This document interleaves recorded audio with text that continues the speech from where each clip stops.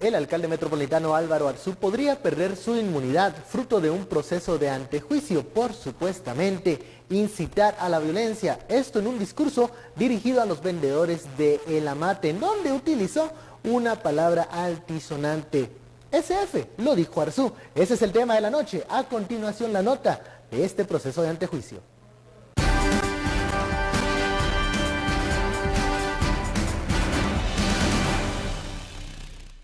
Pero ojo, también se nos están metiendo ahí otros. Entonces, si la policía municipal los saca a garrotazos, es violación de los derechos humanos. Pero si lo hacen ustedes mismos, ahí parte sin novedad. Entonces les voy a dar unos susleños de este tamaño y un chaleco de la MUNI para que los vayan a sacar a morongazos. Me van a ayudar a mí en eso. ¿Estamos? Cuento con eso. Por ese mensaje, el alcalde capitalino Álvaro Arzú podría perder su inmunidad y enfrentar un proceso penal por presuntamente incitar a la violencia a vendedores de la Plaza El Amate en el mes de junio. En el escrito de resolución de la solicitud de antejuicio, los magistrados de la Sala Segunda de Apelaciones analizaron y resolvieron que no existen razones espurias, ilegítimas o políticas, por lo que se ordenó a la jueza novena Silvia Morales iniciar con la pesquisa correspondiente. La lectura que la municipalidad capitalina le da a estas acciones es que las palabras de Arzú fueron sacadas de contexto por resentimientos de un ex trabajador municipal afines a otro partido político. Vamos a respetar todo el procedimiento, entregar la evidencia correspondiente, toda la documentación para que se demerite pues este incidente o este suceso. Yo creo que aquí se está sacando de contexto las palabras del alcalde y es aprovechada por esta persona que evidentemente es para un fin político que lo está utilizando. Sandoval agregó que el jefe edil respeta el debido proceso y colaborará con las autoridades para aclarar el incidente. No obstante, su séquito de abogados ya trabajan en las pruebas de descargo que presentarán para desestimar la querella. Ahora, la jueza Silvia Morales cuenta con 60 días hábiles para efectuar la investigación y emitir su recomendación al Pleno de Magistrados. Para el 21 de este mes, la judicatura citó al denunciante Luis Belis Luna y posteriormente citará al jefe edil para rendir el descargo de las pruebas.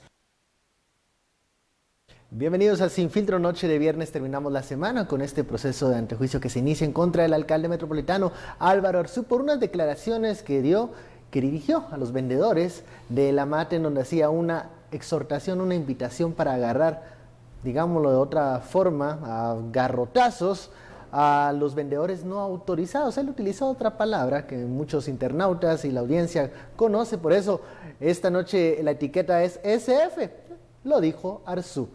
Damos la bienvenida a nuestros analistas, José Carlos Sanabria y Juan Carlos Sandoval. Muy buenas noches. Muy buenas noches, Ben. Buenas noches, Juan Carlos. Comencemos con este anuncio, esto que decían los magistrados. Ya pues la jueza tendrá 60 días para determinar qué indicios, qué recomendación se hace, si se abre una investigación, se le retira la inmunidad al alcalde Álvaro Arzú. Pero cuando hablamos solo de la figura de Álvaro Arzú, ya nos dice mucho, ¿no? Carlos, buenas noches. José Carlos, buenas noches. Buenas noches. Hay que entender a Álvaro Arzú Irigoyen en su contexto. Él es el político más exitoso de la era democrática de este país. De eso no hay ninguna duda. Eso no le da tampoco derecho a tener tal grado de gazapo, a tener tal grado de irrespeto para con otro ser humano. ¿Cree que eso fue un gazapo, Juan Carlos? Es parte de la personalidad de Álvaro Arzú, pero indudablemente sí es un gazapo en el sentido estrictamente comunicacional. Él, en su calidad de jefe edil, no puede venir a decirle a los vendedores: les voy a proveer de unos grandes leños y unos chalecos para que le den al para que le vaya, contrario. no, o sea, y encima cuento con eso y tratar de incitar al grupo de esta manera. O sea, es un error comunicacional bajo ese entendido como gazapo, que si casa dentro de la idea del comunicacional de Álvaro Arzú, seguro, pero lo más triste es que haya quien cree que esa es la forma correcta de actuar. Que ciudadanos guatemaltecos crean que la forma correcta de actuar de un gobernante es sacar a golpes a otros. Eso no es la forma correcta. La autoridad se debe de respetar, pero también la autoridad tiene la harta obligación de respetar al ciudadano. Si no, listo, van a hacer golpes por cualquier cosa, ven. La ley de la selva. Pero entonces no tengamos un Estado, seamos anárquicos y que cada quien viva como quiera, pues.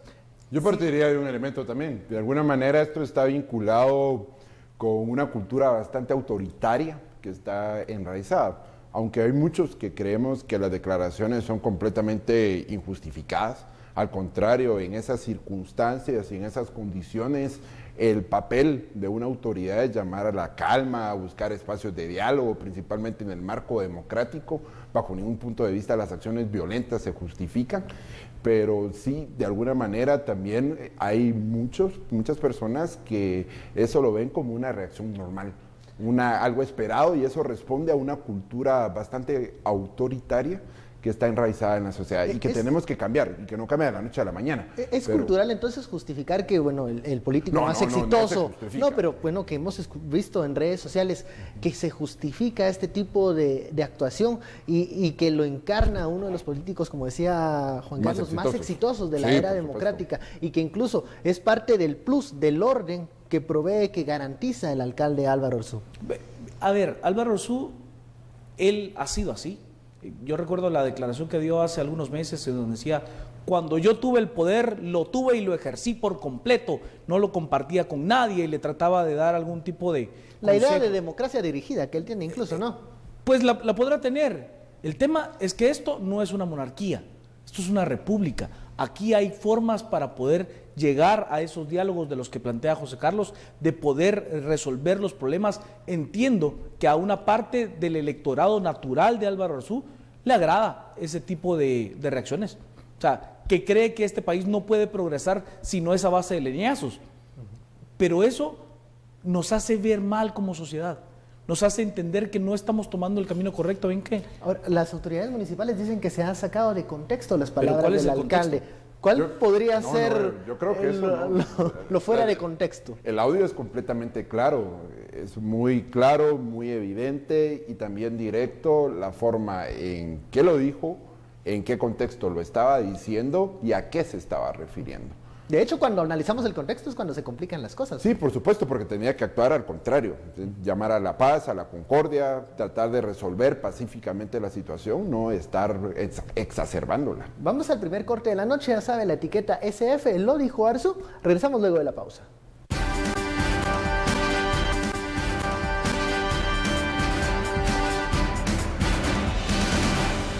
Regresamos a Sin Filtro, vamos directamente al sondeo que se ha lanzado en la cuenta de Twitter de Guatevisión.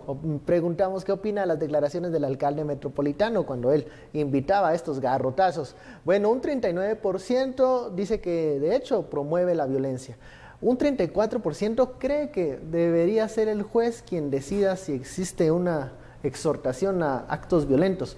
Pero muy cerca, un 27% cree que fue una inocentada. Yo aquí hago un comentario. Pensar, tal vez pudiera ser un gazapo, pero una inocentada de alguien con el bagaje político de Álvaro Arzú yo no lo creo. Yo no lo creo, o sea, no lo creo. A ver, tampoco. Álvaro Arzú, él es un político experimentado. Sí, por supuesto. Experimentado. Es el político más experimentado de activo en este momento. En este momento, activo. Si usted pone a cualquier otro expresidente de la República, quizás Alfonso Portillo ganaría una elección. O sea, me refiero a un puesto de elección popular. De ahí en más, yo tendría mis reservas profundas de que algún expresidente... Pero recordemos, un poco regresando a estos elementos de la violencia que están presentes en la sociedad, recordemos que también Portillo durante la campaña, él aceptó que había matado a 2 personas e incluso argumentó: estoy dispuesto a matar a más por salvar a Guatemala. Por supuesto. Y ese acto fue un acto, o una declaración en este caso, una declaración que incrementó el apoyo electoral hacia Portillo. Entonces lo que refleja de alguna manera es esa cultura de violencia que prima en la sociedad, y eso en un marco democrático, desde mi perspectiva, no debe de prevalecer, y de alguna manera lo reflejan nuestros liderazgos, y así hay otros casos. Yo en el corte le recordaba con alguna precisión aquella declaración que se dio en el marco del llamado Jueves Negro y Viernes de Luto, donde sale José Efraín Ríos Montt, acuerpado con el Comité Ejecutivo Nacional. Los pesos pesados del FRG. Del FRG, que algunos todavía están vivos políticamente. Y decía, palabras más, palabras menos, tratando de ser muy concreto, decía: llegará un momento en el que se salga de control del Comité Ejecutivo Nacional las acciones que puedan tener algunos seguidores. Eso lo dijo un día antes de que miles de personas llegaran al obelisco, se quemaran llantas, se hubieran disparos. Eso no es que me lo hayan contado, yo estuve ahí, O sea, nadie me contaba de los disparos, nadie me contó de los garrotazos, nadie me contó de los intentos de quemar a los colegas. Sí, o sea, nadie me lo contó, yo estuve ahí. Y entonces, la declaración de Álvaro Arzú es muy similar. Ahora, el hecho o la materia del antejuicio de esta solicitud es una incitación a la violencia. Estamos hablando de que, en efecto, el alcalde sí estaba promoviendo la violencia entre las filas de los vendedores como una solución para él de evitar que llegaran otros vendedores no autorizados. Si es así, más que un gazapo, más que una inocentada, más que una parte de la personalidad del alcalde, pudiera ser una materia para iniciar un proceso. Y ya lo iniciaron, o sea, ya inició este proceso de retirarle el antejuicio. Habrá que ver cuáles son los medios de prueba que se presenten. Yo sí le digo una cosa, yo entenderé que va a haber una serie de personas que entiendan que el ordenamiento es importante, yo lo creo, y que ordenar los espacios de venta ambulante es importante, sin duda lo es. Lo que usted no puede decir es que si no se quita lo voy a agarrar a garrotazos. Es que eso es lo que no cabe dentro de la discusión. El ordenamiento es legítimo y necesario para una ciudad colapsada como esta. Lo que no es legítimo es que usted no tenga ni siquiera posibilidad de dialogar con alguien y lo que está haciendo es buscar que otro vaya a golpear a su par. Y lo más siento yo preocupante es que el uso coercitivo de la fuerza, que debe ser exclusivo del Estado, sí, lo está delegando a los vendedores y le está autorizando a estos grupos a que con un chaleco de la MUNI, con un garrote, ellos impongan el orden. Esto sí, ya está rompiendo la institucionalidad. Por supuesto, por un lado está el efecto institucional que estás mencionando, Ben, pero por otro lado también está el que aparezca dentro de las soluciones y las vías necesarias para solucionar los conflictos, porque en este caso estamos hablando de un conflicto también que si bien se exacerbó y hubo algunos infiltrados y derivó en una situación muy lamentable, porque no todos eran vendedores, ya después derivó en algo completamente incontrolable. Lo que no deberíamos de permitir como sociedad, o es un recurso que nunca deberíamos de utilizar, es la violencia. Eso, desde mi perspectiva, debe de ser completamente erradicado de la cultura política, tanto de los dirigentes, simpatizantes, electores, es decir, la cultura política en Guatemala. La violencia no debe de ser el mecanismo de solución de los conflictos, porque hoy era probablemente la situación de los vendedores en la Sexta Avenida, pero mañana puede ser una situación, una minera, una hidroeléctrica, una hidroeléctrica, es decir, bajo ningún punto de vista podemos como sociedad tolerar, solucionar los conflictos a través de métodos violentos, intolerable. Hoy, pasamos al segundo tema de la noche. Hoy se conmemora, se celebra el Día Internacional contra la Corrupción. Para Guatemala este es un tema que hemos vivido en carne propia. Acá la corrupción nos ha costado muchas vidas, incluso cuando nos vamos y nos enfocamos en temas, por ejemplo, la salud, los centros asistenciales. Y hoy visitamos un hospital, el Hospital San Juan de Dios, las emergencias, para conocer el costo de la corrupción. Veamos la nota. Estos 5 años están marcados de lamentables anécdotas. Uno se entristece y lleva consigo ese mal recuerdo de no poder dar la buena atención y está tratando uno de asimilar un caso cuando viene otro caso y otro caso. Al menos el 20% del presupuesto del Estado es robado, señala el estudio El costo de la corrupción, realizado por el Instituto Centroamericano de Estudios Fiscales en el 2015. El estudio estima que al menos 500,000 mujeres no reciben atención prenatal y cerca de 20,000 niños y niñas menores de 5 años no reciben tratamiento por la desnutrición aguda. Pablo era su nombre, y cayó de una altura como de 3 metros. Tuvo una fractura de la columna cervical, más o menos a nivel alto. El paciente iba para el estudio, no contábamos con oxígeno. La familia tuvo que recolectar más o menos 12.000 quetzales para poder comprar el instrumental. Una persona así tiene que ser operada en las primeras 48 horas. Se logró llevar a sala de operaciones al paciente, pero hubo que interrumpir el procedimiento porque el equipo de rayos X portátiles falló. Todo este calvario llevó a un retraso de 35 días hasta que la persona falleció. Lamentablemente tenemos una población muy dormida que no exige sus derechos. Es importante que la población se levante de una forma pacífica, pero que sí exija el derecho a la salud. Testimonio fuerte del encargado de emergencias del San Juan de Dios, el costo de la corrupción en este Día Internacional contra la Corrupción. Ese es el tema del que hablaremos después del corte. Ya saben, envíe sus comentarios, opiniones con la etiqueta SF, lo dijo Arzu.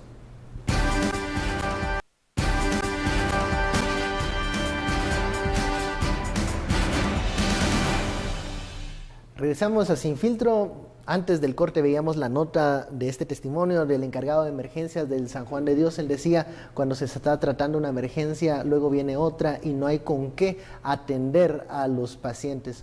Muchos de estos recursos se han ido a otros lugares, digámoslo así, bolsillos de funcionarios corruptos. Hoy estamos celebrando el Día Anticorrupción. ¿Y por qué debemos de hacer hincapié, hacemos énfasis en esta lucha en contra de la corrupción?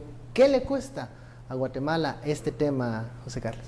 Nos está costando el futuro, y Juan Carlos, el desarrollo. Estamos hablando de que estamos condenándonos como sociedad. La corrupción es uno de los flagelos, es un cáncer que está en la sociedad porque no solo está en lo público, también está en lo privado. Hay un ADN de corrupción. Sí, por supuesto, incluso es hasta triste escuchar hasta comentarios de personas que lo tratan de justificar cuando se refieren a los funcionarios públicos. Dicen que robe, bruto si no lo hace, solo son 4 años. Que robe, pero que haga. Que robe, pero que haga obra. Eso es inconcebible. Y aquí lo que no estamos viendo es cómo esos recursos, en lugar de estar atendiendo las necesidades de la población, que en la entrevista con el doctor, con el director del hospital, se refiere a salud, pero aquí estamos hablando de educación, aquí estamos hablando de transporte y carreteras, si usted lo quiere ver desde el punto de vista de la economía, desde decir, esto es un flagelo y que, escúchese bien, no solo está en Guatemala, está en el mundo en general, pero que sí, desde mi perspectiva, afecta a nuestro desarrollo, las posibilidades de tener una calidad de vida digna y honrada y de que nuestros derechos humanos se prevalezcan. Realmente es triste ver que en Guatemala un problema como este nos esté afectando. Juan Carlos, cuando uno ve las fotos de las mansiones en Zaragoza, esta casa paradisíaca en Roatán que iba a ser el destino de Roxana Valdetti y todos estos lujos, y luego vemos la situación que se ve en hospitales, en escuelas. Lo está poniendo en el plano más... O sea, enoja, frustra. Institucional. Pero yo no lo pongo en las instituciones. Yo lo pongo en ese niño que no tiene que comer. En este país hay gente que se muera de hambre. Niños que padecen desnutrición aguda, desnutrición crónica y que no hacemos nada. ¿Por qué? Porque seguimos viendo cómo ese funcionario atesora su camioneta blindada, atesora su retrete cubierto de oro. Y que lo vemos como éxito también, ¿no? Y que todavía como sociedad somos complacientes, aplaudimos a aquel que tiene un crecimiento exponencial dentro de la sociedad a base del hambre y la miseria de este país. De ese niño que no tiene la posibilidad de vacunarse, de ver a alguien con la cara de Juan Carlos Monzón, oiga, no le ganemos a ese negocio porque es para la gente que tiene hambre, pero le llevó frijol con gorgojo, que no era para el consumo humano. Así es como la corrupción nos mata. Dejemos la carretera, listo, nos sirve para el desarrollo económico de todos, y entiendo el punto de José Carlos, pero es que no puede ser más indignante que pensar que hay niños en este país que son guatemaltecos y que quienes contribuimos para tratar de aportarle al desarrollo de ese pequeño, nos roban para poderse dar esa vida de nuevos ricos, de Huicho Domínguez, que no tiene ningún sentido, pero que nosotros como sociedad hemos sido complacientes de ese tipo de actos. Permisivos en un nivel creo que hasta que nos duele, ¿no? Porque hemos dejado que esto pase. Momentos, circunstancias, garantías, ¿qué podemos hacer para que la corrupción no sea ese objetivo dorado que muchos buscan como un medio para ascender socialmente? ¿Cómo podemos ya comenzar a condenar esos actos y esa vía de ascenso que muchos utilizan? Y no solo hablemos de los políticos, hay muchas personas que ven en la corrupción un modus vivendi, por supuesto, digamos, honorable, creen ellos. En principio, transformar nuestra cultura democrática y promover una cultura de la transparencia, una cultura de la denuncia, generar mecanismos institucionales que efectivamente permitan que las denuncias presentadas ante funcionarios y ante pues, los corruptos puedan avanzar. Segundo, yo sí creo que en este caso la organización social, la indignación social, el repudio y el rechazo como mecanismo no solo visto desde la acción judicial, sino también de un rechazo moral, de un rechazo social, de no aplaudir al que roba, sino de decir, miren señor, usted que roba, usted está haciendo algo malo, y no que la sociedad lo aplauda. Claro. Entonces, en este caso yo sí creo que parte del trabajo es transformar esos valores, esos que están en la cultura del guatemalteco y de la guatemalteca, y que tiene que ser, lo vimos el año pasado con movilizaciones masivas y movilizaciones que cuando uno recuerda y ve esos videos y ve esas fotos, se le enchina la piel a uno. Pero, ¿qué pasó después? Yo creo que la sociedad en su conjunto sí debe poner hasta aquí, una ciudadanía organizada, una ciudadanía participativa, y este es un problema político. Y la solución también se tiene que dar a través de lo político, la organización. Y no tenerle miedo a eso, ¿no? A esa opción. Es... Juan Carlos, ¿cómo terminamos? ¿Cómo podemos ya, si no es eliminarlo completamente, pero reducir estos índices de corrupción? Yo le diría que es participando. Y participando desde lo micro hasta lo macro. Desde la participación en la asamblea de padres de su colegio y siendo una persona honesta al momento de manejar las finanzas, y que usted pueda ser un factor multiplicador de una buena obra. Desde lo más pequeño, el tema es que hasta el punto más pequeño donde haya alguien que tiene una posibilidad de enriquecerse en lo mínimo, si usted quiere, no lo hace. Pero eso ya no debe ser. Y eso no es correcto. Eso no es correcto, Carlos. Pero para que eso pase, tenemos que tener un rechazo a aquel que lo hace mal, y reconocer a aquel que de manera voluntaria cede su tiempo, su esfuerzo y su talento para hacerlo bien. Muchísimas gracias, hemos llegado a estos 30 minutos de análisis. Juan Carlos, José Carlos, por este análisis tanto del señor Álvaro Arzú como del Día Internacional contra la Corrupción, donde esperamos que esa batalla se siga dando y que la sociedad se organice, y que también sean más aquellos que rechazan ese tipo de actos deshonestos para la población. Feliz noche, nos vemos el lunes.